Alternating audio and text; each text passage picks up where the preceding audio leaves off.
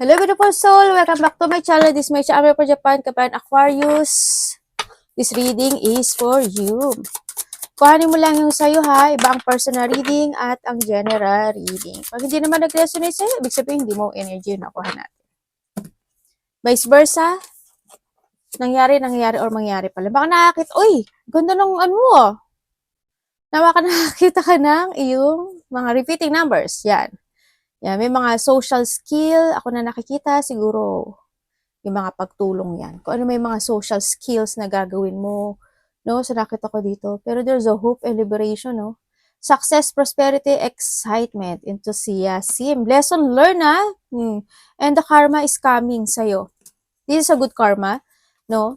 So, nakita ko dito. Unahin natin si karma. 888. Balance, finances, success, wealth, cycle, what goes around comes around. Yun. And a lot of money is coming your way. Uy, congrats ha. Fortune refer to more than just monetary and material success. If you don't appreciate the people in your life now, you won't have them tomorrow. This message encourage you to take personal responsibility and use it to realize your greatest potential. Kahit kulang siya ng isang 8 kasi 4-8 is the better yon, no? Pero kahit pa paano naman, meron naman din na lucky, na good karma sa'yo, no? Sa racket ako dito. Okay naman yan. And we have the lesson learned. Ito na yung si 9 is equivalent to 10 or 0. Yan. The ending and the beginning. Culmination, result, benefit, reflection, completion. Siguro may mga nagre-reflect sa'yo, mga situation, ano? Sinakit ako sa in the past. Take stock on your accomplishment and how you arrive at them. This is a reminder to maintain optimism and drive toward your goal. O, go ka lang sa goal mo kasi there is a fruition. May mga fulfillment na magaganap o mangyayari sa buhay mo, ganyan. Maintain your momentum and know that the powers of heaven have your back. Yes, you made it and the reward goes to you. Congrats, congrats, and congrats. Maganda yung card mo. No? Pero you need to lesson. Kailangan mo ma-lesson learn talaga ha. Yung mga pagsubok na ibinibigay sa'yo o mga natanggap mo in the past is this time is paparating na. Yan no. Sabi nga dito, we have the 3 kasi. 3 kasi is a creativity to growth, no? So, nakita ko dito. Eh, sabi dito, the problem you have today will eventually disappear. O, di ba? Kaya nandito si 8 at si 9. O, di ba? And your guardian angels are encouraged you to maintain a positive outlook on life since your luck may be about to change. Yes, there's a changes talaga. And we have the 10-10, no? Also, yung ibang mga aspeto ng buhay mo, it's up to you to ending. Diba? Pero this is a time to end a cycle and to start a new beginning. Sinasabi dito ha. And it is a time to use your captivating energy and inspirational personality. Don't let your ego get the best of you. Ay, alam mo, gumaganda yung ano mo. Pero pag hindi pa kayo move on ha, nagmo-move o nagle-let ko ng hindi magaganda, syempre, kasi this is the time to create and to grow. Create to growth ang sinasabi dito eh. Oh, di ba? Nasa sa'yo yung susi. Yun nga. Ganun pa rin yun. Kaya nga, ando si ending and sa beginning, di ba? We have the 12, nasa sa'yo ang susi ng lahat. Kumbaga, lahat ng solution ay nasa sa'yong kamay.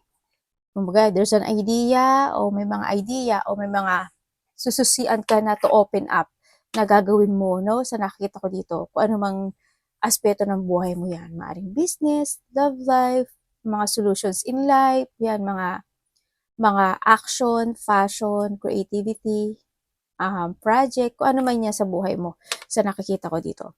Andito na rin nakikita ko sa'yo na makaka-receive ka raw ng information sa nakikita ko dito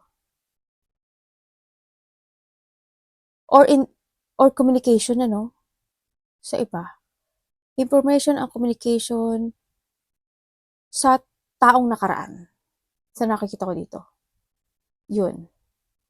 And then, nandito rin yung mga chismis, may mga maliliit na problema, yan, may mga pag-uusapan ka, may mga maliliit na problema ka naranasin, makakaramdam ka rin naman, may mga, siguro yung mga reflection din siguro yun, no?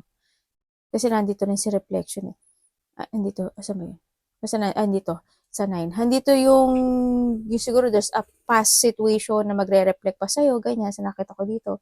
Andun yung mga pagkabalisa, siguro dahil sa mga maririnig na information man yan, chismis man yan, pag-uusapan ka man yan, kung ano mang communication man yan, ganyan, sa nakikita ko dito.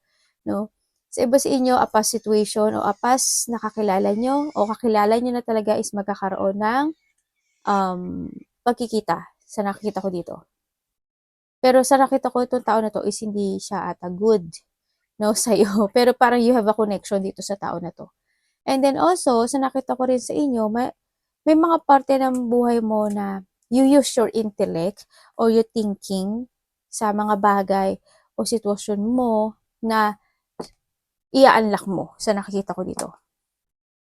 Maaring merong mga mag-o-open ng mga opportunity sa'yo, may mga dating problema na magkakaroon na ng answer this time, pero you need to take it action dito, no? Kasi this, God hands to, sa nakita ko. Kumbaga, ibibigay niya sa'yo, into your intuition, yung mga solution o yung mga action na dapat mong gawin. And you need to trust to your intuition, to your gut, listen to your inner voice, no? Sa nakita ko dito. At magkakaroon na ng finish line sa ibang aspeto ng buhay mo, pero gamitin mo si key, no? Kung sa mga aspeto ng buhay mo, the fulfillment and happiness, anything, kung gusto mo ng growth, gusto mo ma-achieve isang bagay, gusto mong magkaroon ng abundance, o mga positivity yan. Nasa sa iyo mga kamay yun, you need to take it action, and you need to learn, no? Ang sinasabi dito, the more na hindi ka nagli-learn, yung cycle mo ganyan lang. Parang ganito lang, ikot lang ng ikot. Imbis na abundance, hindi magiging maganda. Kaya sinasabi rin dito with the anchor is finished, the unfinished, no? Ang sinasabi rin dito. And magkakaroon sa iba siyo na maaring achievement when it comes sa trabaho nyo, sa work nyo, sa profession nyo. Yan, baka iba dito is shipment of wag naman sana, sana naman may trabaho kayo, di ba? Yan, kasi kung halimbawa may trabaho ka ngayon kasi nagkaroon nga ng shipment, ay ako ate, nawalan niya ako ng trabaho. Nakakalungkot naman yun, di ba? Pero nasa sa'yo pa rin yung susi. Kung sakaling ganun man ang nangyari, nasa sa'yo pa rin yung susi, di ba? Pwede ka pa rin mag-action. Yan. Kumbaga may chances pa rin naman sa nakikita ko dito. No, sinasabi naman ni card, there's a chances. Iba dito is for a long lasting, iba dito is achievement for a stability, iba dito is siguro magse-settling down na sa nakikita ko dito, or handito na rin yung situation na mas more kayong titibay this time, no, sa nakikita ko sa'yo. Sana, sa tingin ko naman, hindi ka stagnant this time sa nakikita ko dito. Tingnan natin, Aquarius. Ano ba tong card mo? Kung saan sa pumupunta? Kaloka.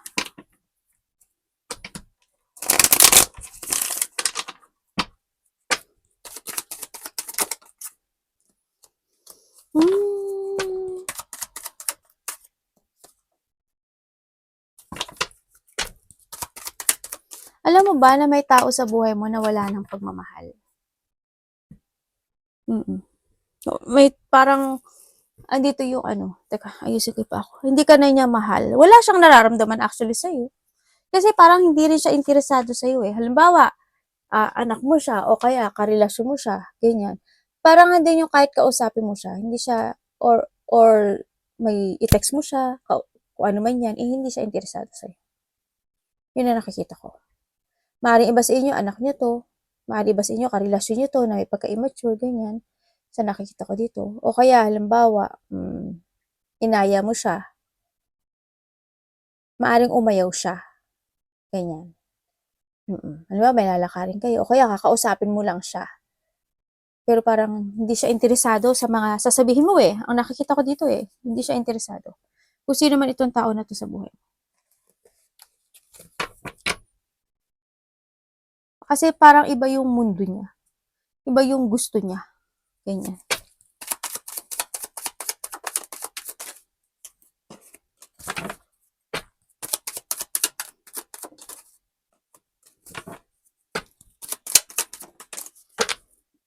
Halimbawa, ito is karelasyon mo. Halimbawa, kung sino man siya sa buhay mo.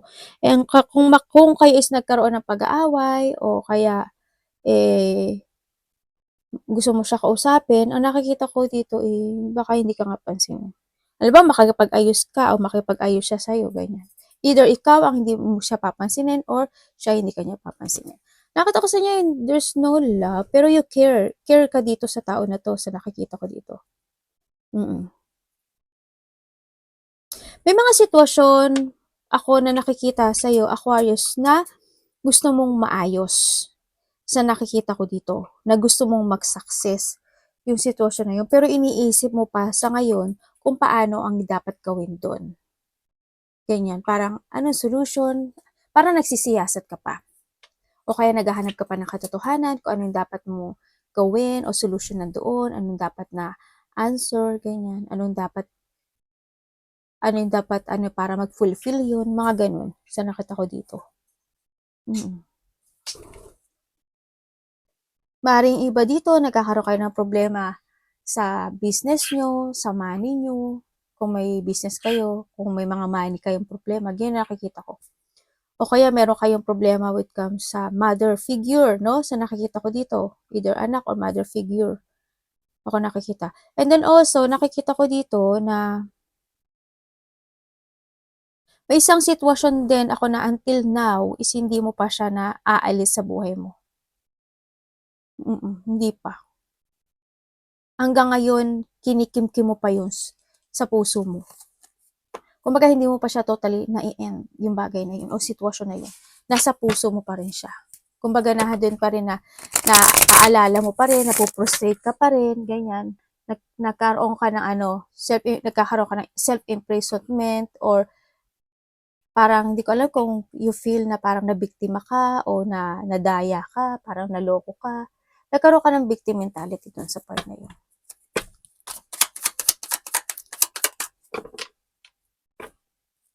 Iba dito, maaaring makakaramdam kayo ng mga pagkabagot or someone in your life is bagutin.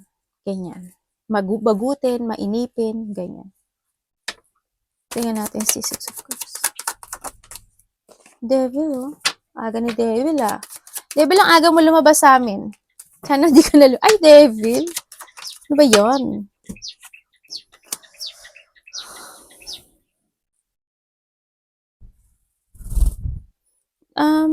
Tingnan ko nga. Okay. Someone. Someone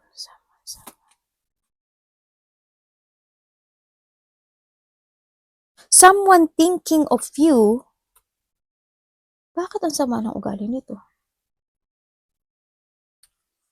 Someone thinking of you? Na mawala ka? Bakit? Or ikaw to? Yun ang nakikita ko. May nag-iisip sa'yo ng masama? Kung sino man siya sa buhay mo? Kasi, oo, meron. Or maaring ikaw ito maaring ikaw ito or siya. May itong taon na ito nag-iisip siya ng kasamaan. Iniisip niya na, kasi nasabi niya, you're toxic, masama ka, kumbaga hindi isa ka sa naging poison ng buhay niya, ganyan. Sana mawala ka na, sana mamatay ka na, ganyan. Yan, parang hindi yung nag-iisip siya ng ganong situation sa nakikita ko dito. And also, may someone din na parang iniwan siya sa ere. Sa nakita ko, meron din ako nakitang gano'n. Medyo masama yung thinking nito, Tingnan natin.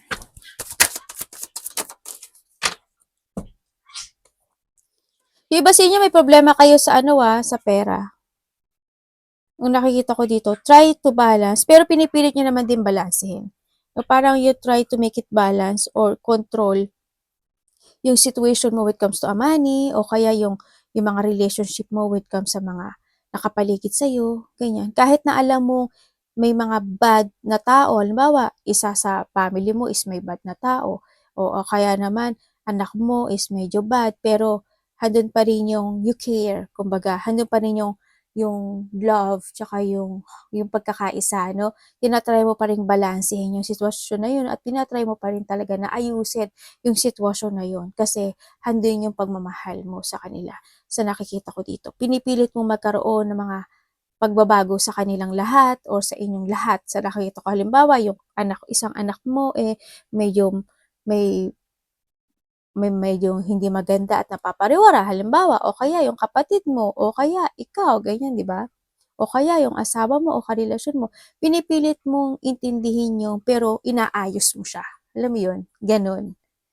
Ang ginagawa parang ano ba yun, nire-renew mo sila kasi gusto mo silang mapaayos kasi handun nga yung maging maayos kasi handun nga yung gusto mo maging maganda yung buhay nila in the future.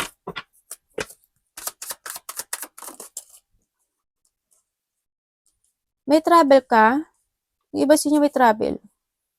Sa ngayon kasi nagkakaroon ng pag-uusap or pagkakaisa ng isang sitwasyon sa buhay mo na maaring magkakaroon. Maaring sa mga kapatid mo, sa mga anak mo, ganyan. Ako nakikita, o kung sino man ito, or ikaw lang, baka kasamahan mo sa trabaho, na, pero medyo yung pag-uusap, kung this is a travel, medyo nag-uusap kayo na medyo magulo, no? Parang, siguro, hindi pa totally set yung inyong travel, if ever na meron, sa nakita ko to, pero there's a travel ako nakita, parang hindi pa siya totally setting. Siguro, either nag-iipon ka pa ng pera, or hindi pa talaga sure kung saang lugar, o, o ilan kayo, ganyan. Siguro, iba sa inyo, 5 kayo, ganyan. Maaaring pang-anim ka, tapos o kaya pang-4 ka, pang-5 ka, ganyan, ang nakikita ko. O iba sa inyo, 3 kayo, 2, ganyan ang nakikita ko sa iba. Yun, siguro wala pang totally date siguro, pero you're thinking for a travel. Ako nakikita sa dito. Nakikita ko rin dito, someone want or mag-a-apology. May nakita akong apology, no? Parang nandun din yung situation na parang nagkakaroon ng problema when it comes to a territorial, nagkakaroon ng disagreement, or nagkakaroon ng agreemento about to, may nagtataas ng ego sa nakita ko dito. May mga conflict may mga conflict ako nakikita sa'yo. Or maaaring hindi lang talaga magkakaintindihan sa iba.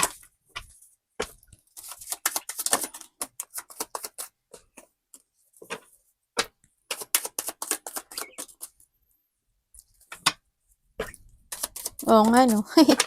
Iba sa inyo siguro you try to save money, no? Sa nakikita ko dito.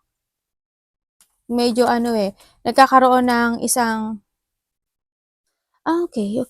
Nagkakaroon ng mga pag-uusap. Ako na nakikita na hindi nagiging maganda yung result sa nakita ko. Siguro hindi pa, kumbaga totally hindi pa nagsasucess. Ako nakikita dun sa pinag-uusapan nito. Kung this is a travel, maaring wala pa talagang date or hindi pa sure o pa iba-iba pa ng isip o kaya yung iba maaring kailangan mag-match yung mga oras, ganyan. Kasi nakita ko dito parang may isa sa inyo, if ever kung ilan man kayo, isa sa inyo is medyo, di ko alam kung hectic yung oras niya o ayaw niya lang sumama, ganyan, sa nakita ko dito. Yun. And then yung iba naman sa inyo, sa nakikita ko dito ay may mga resulta ako na nakikita dito na hindi siya magsasucess. Sa ngayon hindi pa magsasucess. For a while lang naman, no? Sa nakikita ko sa nakikita ko dito. May mga decision making o kaya may mga may gusto kang i-develop o may mga gusto kang bibigyan mo ng hard work at bibigyan mo ng effort o mga pinaprogress mo yan, ang nakikita ko dito hindi ko nakikita pa totally sa ngayon yung success na yon. Maaring there's a lack of clarity pa doon. No, maaring nagkakaroon pa ng false impression or meron pa talaga o nalulungkot ka lang talaga doon sa partner kasi hanggang ngayon is hindi pa totally siya na re-resolvehan or ang tagal ng resulta. Kumbaga, ang tagal ng na mangyari yung success na yun. Yun na nakikita ko dito. Iba naman sa inyo is parang may mga health issue, ganyan. Kasi ang sabi dito, kailangan nyo daw ng self-care. No? Yun. Kasi nakikita ko is there's a low energy. Ako nakikita. When it comes to a mother figure. Ako nakikita. Ganun.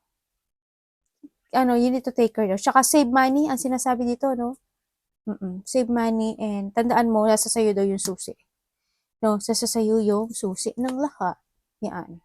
No, kaya this time is kailangan mo alagayin sarili mo, kailangan mo na protektahan yung sarili mo, and then also, kailangan din ng mga pagpapasya. You need to trust more to your intuition and intellect.